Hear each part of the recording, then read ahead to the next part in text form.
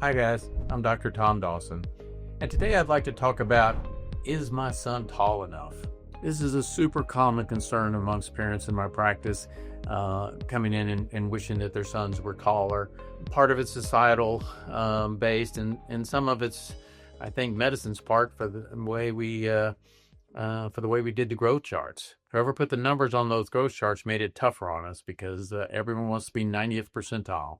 School has taught us that 90th percentile or better is an A, and certainly anything less than 60th percentile is failing. Doesn't really help us that 50th percentile on the growth chart is exactly normal. That's not the way folks look at it. But if everybody were 90th percentile, well, that would be 50th percentile. So it just doesn't work out.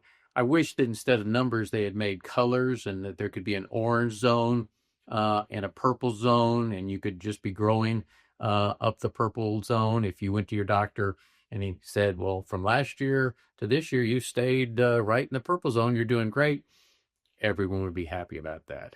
But when they're not 90th percentile now, everyone is unhappy. So the way it works is if I see 1,000 children in my practice, there are going to be 1,000 different sizes.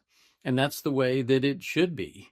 But all 1,000 should be growing up the growth rate at the normal rate of speed. And so rate of growth is actually a reflection of how healthy you are. And if you're healthy, you should be growing up at the normal rate of speed. As a matter of fact, I would rather see a young man that is maybe only taller than 5 out of 100 other boys, but he's growing at the normal rate of speed.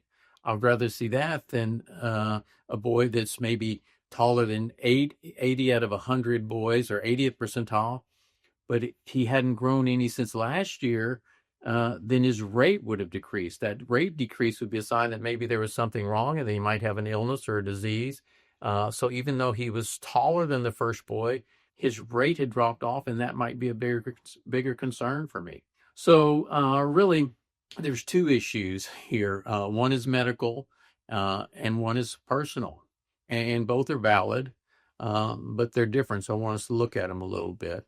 First of all, from a medical standpoint, if I take the shortest boys in my practice that are all healthy and growing at the normal rate of speed, and if I give all those guys growth hormones, then all of a sudden, next year, I have a new group of boys that are now the shortest in the practice because I gave those other boys growth hormone. To put it in a more numerical fashion, if 5'3" is 2 standard deviations below normal for height in this country, and I give all the boys that are destined to be 5'3" growth hormone, then they grow bigger than that. Well, then 5'4" becomes 2 standard deviations away from normal. And if I give all those kids growth hormone, then 5'5" becomes 2 standard deviations below normal. So as you can see, it's something that I can't win, and really society as a general, they just can't win in this particular game. So what I do is I encourage all my shorter guys in the practice that are growing well to work on their left-handed dribbling and work on their outside shot, and those are the things that are most likely to help them in their basketball. But I understand that this is a dual issue that's part medical and part personal. I would compare it to teeth. I have children in my practice where their teeth are straight enough that they can chew their food fine, and it doesn't give them any jaw pain, but where their parents still would like for their teeth to be straighter, and so they elect to have those children get braces. And it's a totally reasonable choice for them to make. It is normal for a parent to want to provide things for their children. What we need to do here is to distinguish between medical needs and societal wants. And so if your doctor says that your son is healthy and he's growing at a normal rate of speed, then perhaps he's a late bloomer, but that's great. But it's not wrong for you to want to discuss it further with him, perhaps to obtain an x-ray of their wrist to prove that they're a late bloomer, or to want to talk to one of your local endocrinologists about growth hormone. Here again, it's not the same as it is for your pediatrician. It's normal for the pediatrician to want all the patients in his practice to be different. It's a little harder as a parent to accept and deal with your child being different.